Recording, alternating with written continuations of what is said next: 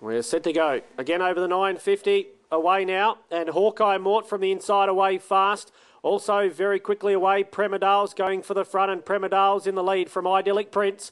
He moves up to second. Hawkeye Mort back on the inside.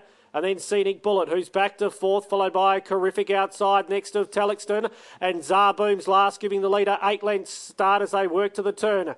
The Flying Premedale leads by 3 around the bend. From in second place on the inside as they come to the turn, Hawkeye Mort, Idyllic Prince, Scenic Bullets off the inside, starts to wind up between runners. And then came wider out Terrific. Zarboom staying close to the inside. The leader Premedale inside the last, he's just drifting to the middle of the track. Leads by 3 on Hawkeye Mort. Idyllic Prince is coming through from Zarboom, and then Scenic Bullet, Terrific out wide from Telixton, but inside the last 200, Premedale's clear, and Premedale's drawing away from Hawkeye Mort. He's going to win it by about 3.5, pulling up near the line. Hawkeye Mort second, Idyllic Prince third, then Scenic Bullet from Terrific, back second last on the inside, Zarboom, and last was Telixton.